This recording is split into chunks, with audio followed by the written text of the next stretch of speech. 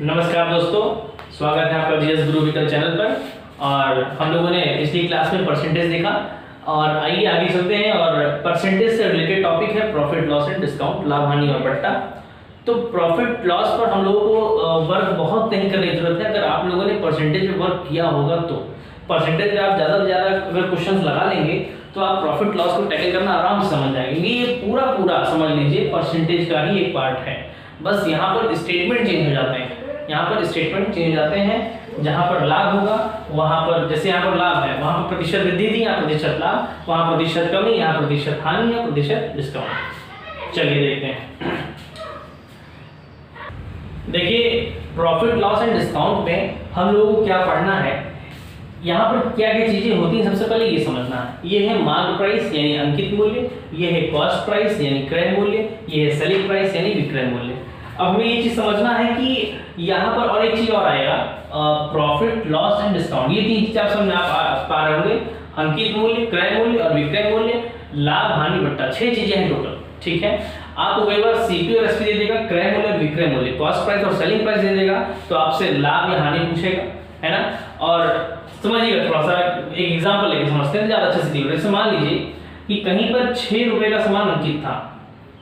मान लीजिए जो रिटेलर है वो होलसेलर मान लीजिए जा रहा है लेने के लिए, 6 का सामान अंकित था और वो 5 में खरीद कर ला रहा है, 5 में खरीद कर ला रहा है। ठीक है, अब यहाँ पर ये देखिए कि 6 सामान अंकित था और वो 5 खरीद कर लाया है। यानी यहाँ पर अगर हम बात करें अंकित मूल्य और क्रय मूल्य, अंकित मूल्य और क्रय मूल्य, तो यहाँ पर हमें ये देखना है कि 6 का सामान प्रिंट था, प्रिंट प्राइस, और 5 को खरीद के लाया और अब इसने बेच दिया कस्टमर को, मान लेते हैं 4 रुपए में बेच दिया, मान लेते हैं 4 रुपए में बेच दिया।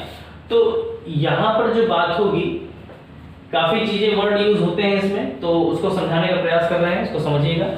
क्रय मूल्य और विक्रय मूल्य की बात पहले समझ लीजिए। यहाँ से क्रय मूल्य और विक्रय मूल्य की अगर बात की जाए तो यहाँ पर ये पूछा जाएगा कि इस दुकानदार को, जो रिटेलर है, इस दुकानदार को कितने रुपए का लॉस हुआ, घाटा हुआ है, कमी हुआ है या लॉस हुआ है, तो कितने परसेंट का लॉस हुआ।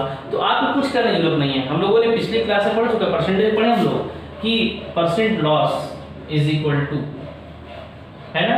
परसेंट लॉस की जो बात हो रही है तो कमी, प्रतिशत कमी, तो कितना कम हुआ, 1 कम हुआ। मैंने कहा था कमी के लिए किससे डिवाइड करते हैं, ज्यादा वाले से, ज्यादा वाले से डिवाइड कर दीजिए। परसेंट के लिए 100 लगा दीजिए, 1/5 मतलब 20%। तो यहाँ पर कुछ करने की जरूरत नहीं है, जो चीजें आप परसेंटेज पढ़े वही चीज आपको करना है। ठीक है, इसमें आपको कुछ करने की जरूरत नहीं है। एक चीज और ध्यान रखिए कि प्रतिशत लाभ और प्रतिशत हानि की बात, प्रतिशत लाभ और प्रतिशत हानि की बात तीन दो चीजों के बीच होती है, सीपी और एसपी, परसेंट प्रॉफिट और परसेंट लॉस। इन दो चीजों की बात सीपी और एसपी के बीच में होती है। इन दो चीजों के बीच की बात जो होती है ये होती है मार्कअप, मार्कअप परसेंट, या कई बार मार्कअप परसेंट के वर्ड से यूज होता है ना, अंकित प्रतिशत।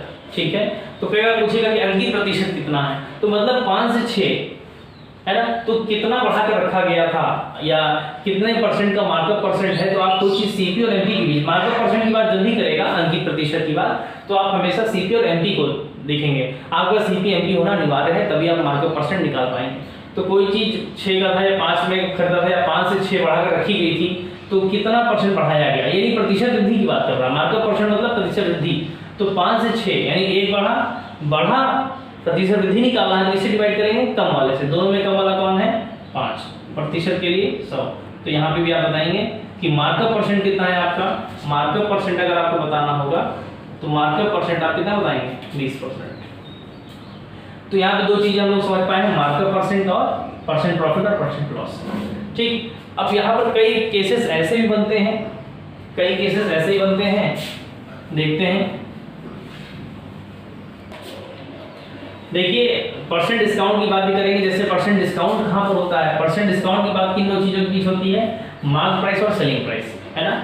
कोई दुकानदार किसी सामान को बढ़ाकर, मान लीजिए कुछ बढ़ाकर रख दिया, 5 रुपए बढ़ाकर रख दिया, ठीक है, और बेचते समय कुछ डिस्काउंट दिया और उसने फाइनली बेचा कितने में, 4 रुपए में बेच दिया। ठीक, ध्यान रखिए मार्क प्राइस है, सेलिंग प्राइस, अंकित मूल्य और विक्रय मूल्य। सीपी है नहीं, बीच में सीपी होता है लेकिन यहाँ पर नहीं है, हमें नहीं पता दुकानदार का क्रय मूल्य कितना था, दुकानदार कितने पाया था, हमें नहीं पता। दुकानदार ने बढ़ा कर रख दिया था 5 रुपए और हो सकता है 5.5 पाया हो, ठीक है, कुछ भी है जो भी हो, तो 5 रुपए बढ़ा कर दिया और बेचा कितने में 4 रुपए में मान लीजिए बेच दिया, ठीक है। सीपी हम मान लीजिए रख देते हैं, सीपी 3 रख देते हैं, 3 रुपए रहा होगा उस दुकानदार को मिला था। तो ये बताइए डिस्काउंट कितना हुआ। तो डिस्काउंट परसेंट की जब भी बात करता है तो डिस्काउंट परसेंट की आपके दिमाग में तुरंत आना चाहिए कि सीपी की कोई जरूरत नहीं होती।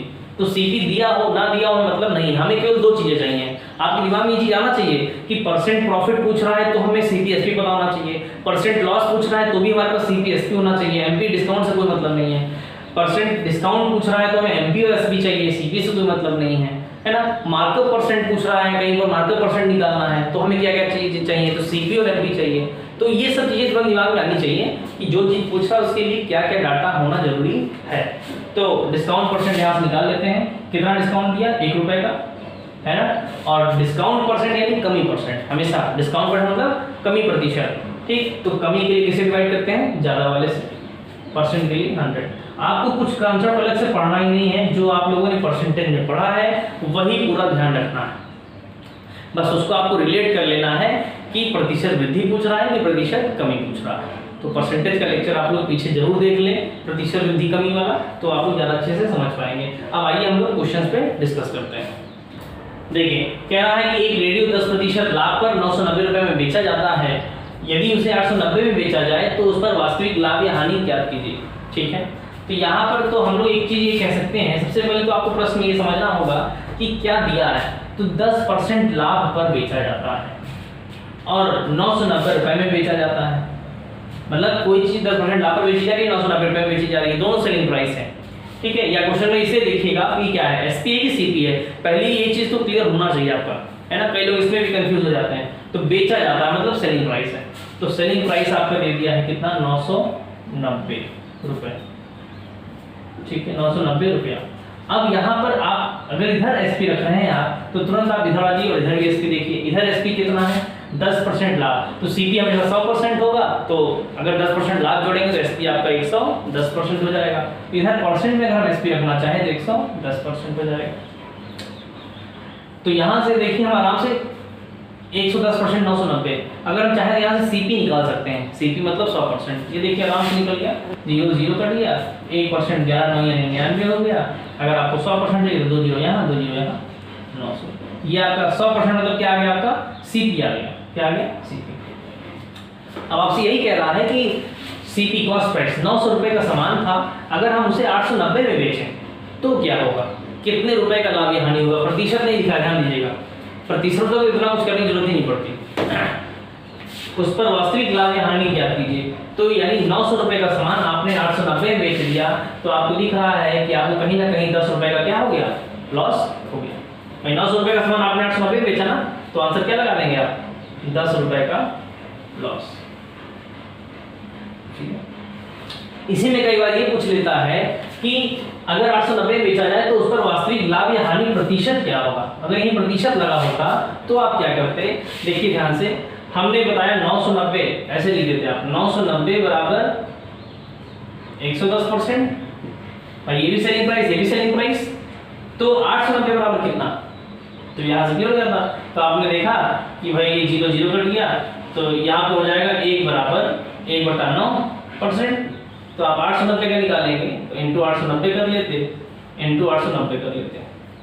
अब डेटा यहाँ पर ऐसा ही कैलकुलेट होगा नहीं, 890/9%, है ना। इसको आप क्या करेंगे, तुरंत 100 माइनस कर लेंगे कि ये आपका सेलिंग प्राइस है ना, और हमें प्रॉफिट या लॉस परसेंट बताना है। तो आपने 890/9%, और इसको आप तुरंत क्या करेंगे, ये एसपी है, और एसपी माइनस सीपी जो आप करेंगे, सीपी माइनस कितना है 100%, तो ये आ जाएगा, माइनस आ जाएगा 900 अभी -10 बाय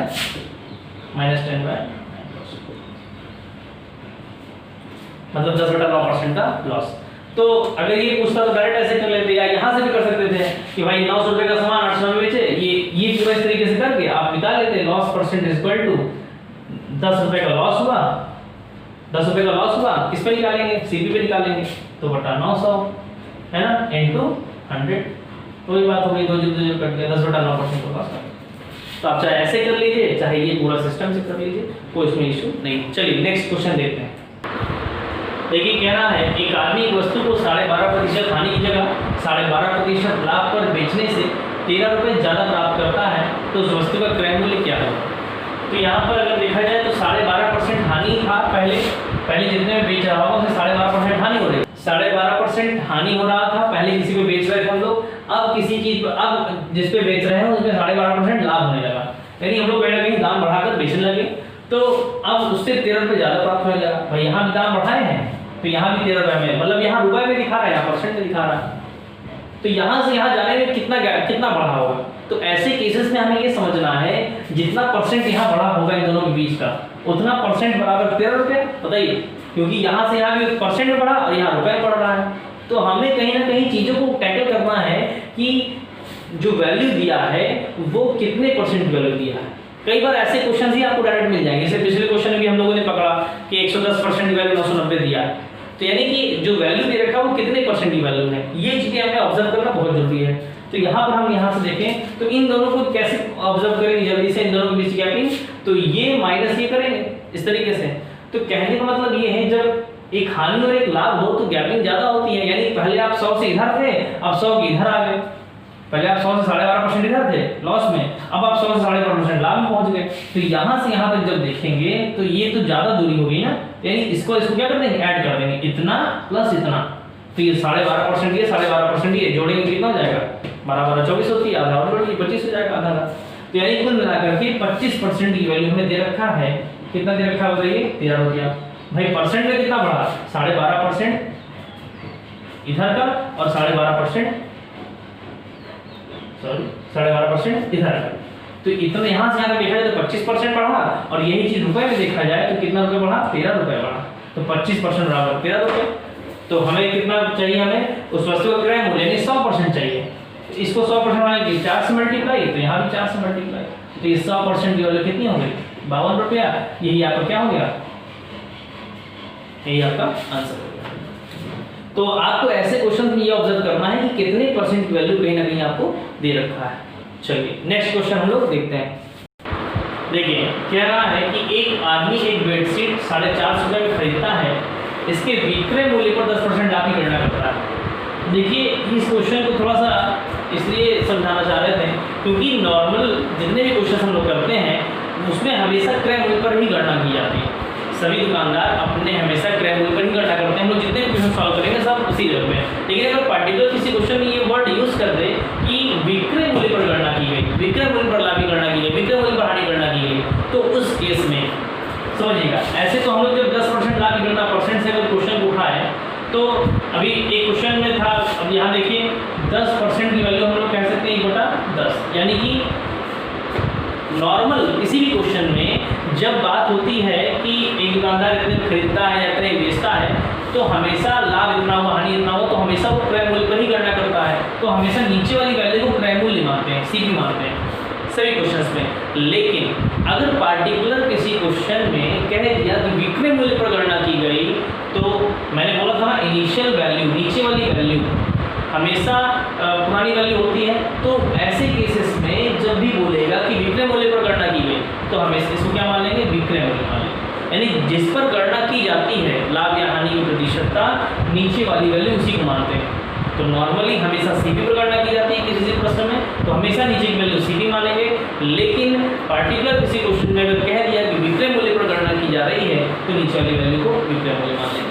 चलिए अब हमें ये देखना है कि कहीं ना कहीं लाभ हुआ है, लाभ हुआ है तो सीपी कम रहा होगा, भाई क्रय मूल्य कम होगा, विक्रय मूल्य ज़्यादा होगा तभी तो लाभ होगा, तो यानी इसका मतलब क्रय मूल्य हमारा कम होना चाहिए, तो कहीं ना कहीं क्रय मूल्य 10 में से 1 माइनस कर लें तो क्या हो जाएगा 9, क्रय मूल्य में कम रखना है, जोड़ेंगे तो ज़्यादा हो जाएगा, तो यानी कहीं ना कहीं 9 रुपये का सामान रहा होगा और हमने उसे क्या किया होगा 10 में बेच दिया होगा। अब देखिए हमारे पास सीपी का भी यूनिट 9 यूनिट, एसपी हमारा 10 यूनिट, और ये जो 450 है ये क्या है, खरीदता है यानी सीपी है ना, कॉस्ट प्राइस है, और कॉस्ट प्राइस 9 है, 9 के बराबर कितना दिया है 450, तो बताइए 9 यूनिट की वैल्यू 450 रुपया है, और हमसे क्या पूछा है विक्रय मूल्य यानी कि सेलिंग प्राइस पूछा है, कितने यूनिट की वैल्यू पूछा है 10 यूनिट की वैल्यू, तो 1 यूनिट हो गया आपका 50 और 10 यूनिट हो गया आपका, एक जो यहाँ बढ़ा दीजिए, यहाँ बढ़ा दीजिए 500, ये आपका आंसर बस यहाँ पर आपको इतना ही ऑब्जर्व करना है कि नीचे वाली वैल्यू किसको मानी जाए। हमेशा प्रॉफिट लॉस में सारे क्वेश्चंस में नीचे वाली वैल्यू सीपी, लेकिन अगर किसी प्रश्न में कह दिया कि लाभ या हानि गणना विक्रय मूल्य पर की जाती है तो नीचे वाली वैल्यू एसपी मानेंगे। बस इतना सा कॉन्सेप्ट आपको समझना। आइए नेक्स्ट क्वेश्चन। चलिए देखिए, कह रहा है कि यदि एक वस्तु को 50 रुपए में बेचने पर प्रतिशत हानि, यानी कि हम 50 रुपए बेचते हैं किसी वस्तु को तो हानि होती है, और उसी वस्तु को 70 रुपए में जब बेचते हैं तो प्रतिशत लाभ होता है, और वो दोनों बराबर है। उधर 50 से बेचने पर जितना प्रतिशत हानि हो रही है उतना ही 70 में बेचने पर प्रतिशत लाभ हो रहा है। तो प्रतिशत लाभ या हानि क्या करें इस प्रश्न में, तो कुछ नहीं है, क्योंकि दिख रहा है कि 50 में बेच रहे तो हानि, 70 में बेच रहे हैं तो लाभ, तो बीच वाली वैल्यू 60 रुपए हुई है ना, 60 रुपए का समान रहा होगा। अगर हम इधर 50 में बेचें तो उतना हानि, और उधर हम बेचें प्रतिशत लाभ हो रहा है, तो सीपी हमारा 60 रुपए हो गया। ये तो ऐसे ही सॉल्व हो गया है ना। अब आपको बता देना है कितने परसेंट का लाभ या हानि हुआ, लेकिन इसको डाटा कुछ और भी हो तो कैसे टेकल करेंगे समझिएगा। एक तो तरीका ये है कि कभी भी ऐसा केस आए कि अगर percent profit is equal two percent loss कह रहा हो, तो परसेंट से कोई मतलब नहीं है, या प्रॉफिट बराबर लॉस कह रहा हो, परसेंट बराबर परसेंट लॉस कह रहा हो, तो ऐसे केस में आप दोनों एसपी को जोड़ के आधा कर देंगे, सीपी आ जाएगा। शॉर्टकट है, सीपी के लिए आप SP1 और SP2 को जोड़ करके आधा कर देंगे तो आपका सीपी निकल कर आ जाएगा। और जब सीपी आ जाएगा तो आप कुछ भी निकाल सकते हैं जो आपसे पूछे। और बेसिक जो तरीका है वो यही है आपका कि भाई प्रॉफिट बोला तो प्रॉफिट के लिए आपको सबको पता है कि एसपी माइनस सीपी होता है। प्रॉफिट बराबर क्या होता है, एसपी माइनस सीपी होता है। तो एसपी माइनस सीपी अगर हम करें तो मान लीजिए एसपी कितना है, सॉरी एसपी लाभ वाला ये है, लाभ वाले में एसपी कितना था 70 रुपया, तो आप कह देंगे 70 माइनस सीपी। और अगर हम लॉस वाले के केस में बात करें तो लॉस के लिए होता है सीपी माइनस एसपी, तो लॉस के केस में होता है सीपी माइनस एसपी। कितना था लॉस के केस में 50 रुपया। अब आप देखिए तो यही चीज मिलने वाला है ना। जब हम ये सीपी एक तरफ करेंगे तो 2CP हो जाएगा, और जब ये दोनों आएंगे तो एक तरफ जुड़ जाएंगे, 70 प्लस 50 यानी 120, और सीपी की वैल्यू देखिए कितनी आ गई 60 रुपये आ गई। अब यही मैंने इसको हम लोग ओरल पकड़ लिए थे है ना, लेकिन चलिए आप समझ पाए होंगे क्या करना है। प्रॉफिट जगह पे एसपी माइनस सीपी, लॉस की जगह पर सीपी माइनस एसपी। कई बार देखिए ऐसे भी केसेस आते हैं कि कई बार ऐसे क्या देगा कि profit is equal to, profit जो है वो लॉस के दुगने के बराबर है। जो लाभ हो रहा था पहले बेचने पर, अब जो बेचने पर हानि हो रही है उसका दुगना है। तो करना कुछ नहीं है, इक्वेशन बेस्ड क्वेश्चन जब होंगे, इक्वेशन है एक तरह से है ना, इक्वेशन दे रखा था प्रश्न में कि लाभ हानि के बराबर है, वैसे यहाँ पर भी इक्वेशन दे सकता है कि प्रॉफिट लॉस के दुगने के बराबर है। तो आप कुछ नहीं करना है, इक्वेशन आप लिख दिया, अब बस प्रॉफिट की जगह लिख लीजिएगा एसपी माइनस सीपी, लॉस की जगह लिखिएगा सीपी माइनस एसपी। इसका एसपी अलग होगा, इसका एसपी अलग होगा, कैलकुलेट करेंगे आराम से क्वेश्चन आपका निकल के आ जाएगा। कई बार ऐसे क्वेश्चन बेस्ड क्वेश्चन आता है, कह देगा कि कुछ रुपए में बेचने पर प्रॉफिट हो रहा था, अब कुछ रुपए में बेचने पर जो लॉस हो रहा है, तो जो प्रॉफिट है वो लॉस से 20% ज्यादा है, तो आप कह देंगे प्रॉफिट जो है वो लॉस से 20% ज्यादा है, कितना निकालेंगे लॉस का 120%, तो ये इक्वेशन बन जाएगा। कुल मिलाकर के आपको इक्वेशन बनाने आना चाहिए, क्वेश्चन में जो चीज कह रहा है वो चीज दिमाग पे क्लिक करनी चाहिए कि कह क्या रहा है। लाभ जो है वो हानि से 20% ज्यादा है, तो profit is equal to loss का 120%। करना कुछ नहीं, प्रॉफिट की जगह एसपी माइनस सीपी, लॉस की जगह पे सीपी माइनस एसपी। इसका जो एसपी होगा वो रख दीजिएगा, इसका जो एसपी होगा वो रख दीजिएगा, कैलकुलेट करिए आराम से क्वेश्चन सॉल्व हो जाएगा। फिलहाल इसको देख लेते हैं जल्दी से। कह रहा था सीपी आ गया हम लोग, तो कह रहा है वस्तु पर प्रतिशत लाभ या हानि ज्ञात करें। तो आपको पता है ना प्रतिशत लाभ या हानि के लिए क्या क्या चाहिए होता था, सीपी और एसपी। तो सीपी 60 रुपए है, एसपी आप चाहे ये ले लीजिए चाहे ये ले लीजिए, 50 ले लीजिए चाहे 70 ले लीजिए, क्योंकि बराबर ही है तो कोई भी ले लीजिए। 60 रुपए का सामान था, मान लीजिए हम 70 ले लें, 10 रुपए का प्रॉफिट हुआ है ना। तो 60 का सामान 70 में बेच रहे हैं, 10 रुपए प्रॉफिट। प्रॉफिट केस में कम वाले से भाग देते थे, बताया था मैंने, कम वाला कितना है 60% के लिए 100। तो देखिए 1/6 यानी तुरंत टिक करेंगे आप 16 से 2/3%, 1/6 है ना, तो यानी आप क्या टिक करेंगे 16 से 2/3%, तो वहां पर आप टिक कर देंगे इसको और ये हमारा आंसर हो जाएगा। ठीक है, चलिए नेक्स्ट क्वेश्चन देखते हैं जल्दी से। देखिए अभी हम लोगों ने जो दूसरा प्रश्न देखा था, दूसरा तीसरा प्रश्न में कि एक तरफ 12.5% की हानि हो रही थी, 12.5% का लाभ हो रहा था, उसी बेस पर देखिए आगे का क्वेश्चन है। थोड़ा सा मैंने इसलिए वहां पर कॉन्सेप्ट आपको समझा रहा था कि अगर क्वेश्चन उसी के जो लेवल का है थोड़ा सा और बढ़ा देगा, तो अगर आप चीजें समझे नहीं, कॉन्सेप्ट मेन है, आपने जितना तगड़े से कॉन्सेप्ट को पकड़ रखा होगा उतना अच्छा आप क्वेश्चन को सॉल्व कर ले जाएंगे। अब यहाँ देखिए कह रहा है कि यदि पुस्तक विक्रेता पुस्तक को 10% लाभ पर बेचता है, यानी कहीं ना कहीं 100 रुपए का अगर खरीदा हो तो 110 में बेचता है, यदि वह इसे 4% कम में खरीदे। अब वो ऐसा सोच रहा है कि अगर वह इसे 4% कम में खरीदा होता, यानी 100 का सामान अगर वो 96 में पाया होता, है ना, 4% कम में कैसे होगा, 100 में 4% कम करेंगे 96 जाएगा।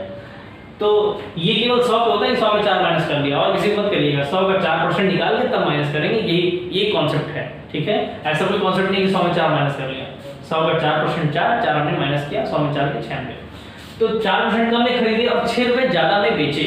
देखिएगा यहीं पे कई लोग गलती करते हैं, 6 रुपए ज्यादा में बेचे, तो यानी अभी तक 110 यूनिट पे बेच रहा था, अब 6 रुपया बढ़ा कर बेचेगा। ध्यान देंगे कि ये 110 यूनिट है, ये सब यूनिट है, ये यूनिट है, ये यूनिट है, ये 6 रुपया है प्लस 6 रुपया, ठीक है। ये नहीं कि 110 से 116 कर देंगे, ऐसा नहीं, क्योंकि वो यूनिट है या परसेंट में है, तो और ये रुपया में तो जुड़ेगा नहीं, बस दिखा सकते हैं, ठीक है। तो अब देखिए कह रहा है यदि इसे 6 रुपए में ज्यादा बेचे तो उसे 18 सही 3/4% का लाभ होता है, तो उसे 18 सही 3/4% का लाभ होता है। देखिए एज्यूमिंग है, मतलब ऐसा सोच रहा है कि अगर वो ऐसा 96 में पाया होता और 6 रुपए बढ़ाकर बेचा होता तो उसे इतने का लाभ होता, ठीक। तो लाभ यानी किस पर कैलकुलेट करते हैं बताइए, क्रय मूल्य पर कैलकुलेट करते हैं हमेशा। तो 96 में पाया होता तब तो उसे ऐसा होता, तो 96 पर उसे इतना % का प्रॉफिट होता। अब देखिए 18, मैंने वही बात की ना, फ्रैक्शन वैल्यू का अगर यूज करता है तो आपके दिमाग में आना चाहिए नीचे का 4, नीचे का 4 ध्यान आ रहा होगा आपको, 6 सही बटा 4% किसमें होता था, 1/16 में, तो 6 सही बटा 4%। अब ये देखिए ये 6 है और ये 18 है, कितना गुना हो रहा है, 6 से 18 3 गुना हो रहा है कि नहीं, 6 से 18, तो लगभग ये 3 गुना होगा, तो ये भी कहा जाएगा 3 गुना हो जाएगा, तो यानी इसकी वैल्यू 3/16 रही होगी, इसकी वैल्यू कितनी, 3/16। ये हम लोगों ने परसेंटेज में डिस्कस किया था, वहां आपको वर्क जरूर करना है, ठीक। तो अब यहाँ समझिए कहीं ना कहीं इनिशियल वैल्यू 16 थी, इनिशियल वैल्यू 16 थी, अब बढ़कर कितनी हो जा रही है, 16 3 19, है लाभ होता है नहीं बढ़ जा रहा है, 16 3 19। तो यानी कहीं ना कहीं पहले आपका 16 यूनिट था जो कि कितना है 96, और अब बढ़कर कितना जा रहा है 19। या आप ये कह सकते हैं कि जो एसपी आएगा वो 96 का 19/16 आएगा, तो ऐसे भी कर सकते हैं, 16 × 96 19 × 14, ठीक। तो यहाँ पर आप चीजें निकाल रहे हैं 114। कुल मिलाकर आपको ये समझना होगा कि ये जो बात हो रही है ये किस पर बात हो रही है, तो ये 18 से 3/4% किस पर प्रॉफिट होगा, जो नया वाला सीपी था उसी पर तो एज्यूम कर रहा है है ना, ये भी एज्यूमिंग सीपी है और ये एज्यूमिंग प्रॉफिट है, तो एज्यूमिंग प्रॉफिट एज्यूमिंग सीपी पर ही आप लेंगे।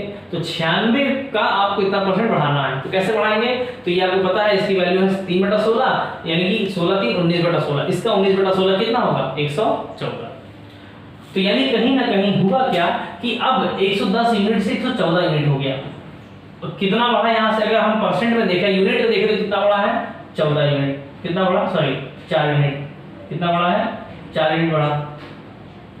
तो अगर देख रहे हैं 4 यूनिट बढ़ा या कहीं 6 रुपये बढ़ा, तो आप कहेंगे 4 यूनिट की वैल्यू 6 रुपया, और हमें कितना यूनिट, भाई क्रय मूल्य पूछा है, यानी ओरिजिनल क्रय मूल्य पूछा है, तो क्या बोलेंगे 100 यूनिट की वैल्यू चाहिए हमें, तो इसको 25 से मल्टीप्लाई करिए 100 बन जाएगा, इसको 25 से मल्टीप्लाई करिए, तो ये 100 यूनिट की वैल्यू आ गई आपकी 150 रुपया।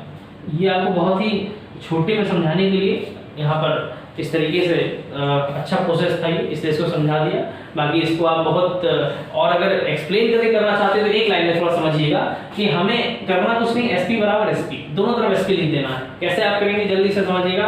पहले हम बेच रहे थे कितने में 110% पे या 110 यूनिट पे, ठीक है, आप चाहे परसेंट लिखिए चाहे यूनिट लिखिए, हम वहाँ यूनिट लेके चल रहे थे, 110% बेच रहे थे। अब हमने क्या किया, कहीं ना कहीं हम 6 रुपये बढ़ा रहे हैं, 6 रुपये हम बढ़ा रहे हैं, ये अब इतने बेचने लगे, अब इतने बेच रहे हैं, फाइनली अब इधर से देखा जाए तो सेलिंग प्राइस क्या होगा, तो हमें कहीं ना कहीं पता है कि कहीं ना कहीं अब जो नया कॉस्ट प्राइस था उसका हमें 19/16 ना 19/16 गुना, क्योंकि 3/16 का प्रॉफिट हो रहा है, तो कैसे दिखाएंगे 96 का 19/16, ये आपका सेलिंग प्राइस हो गया। तो ये चीज आपको समझना होगा। अब यहाँ से भी आप बस एक काम कर सकते हैं, इधर भी एसपी हो गया इधर भी एसपी हो गया, ठीक। तो यहाँ पे 16 × 96 19 का 114, ये परसेंट यहाँ पड़ा हुआ है, ध्यान दीजिएगा, ये 96 का परसेंट यहाँ लग जाएगा, तो 114% तो 110% माइनस हो जाएगा, तो वही 4%, ये 6 रुपये अपनी जगह पड़ा रहेगा। फिर ये इसी लाइन पर हम लोग आ, तो आप या तो इस तरीके से कर लीजिए या तो ये सिंपल सा तरीका यहाँ हमने समझा दिया। चलिए अब आगे नेक्स्ट क्वेश्चन हम लोग देखते हैं। तो ये चीज आपको समझ में आ गई होगी। चलिए अब हम लोग जो है आज वीडियो बहुत लंबा हो जाएगा, इस वजह से अगली क्लास में हम लोग प्रॉफिट लॉस का दूसरा लेक्चर देखते हैं, उस पर आगे क्वेश्चन डिस्कस करेंगे। धन्यवाद।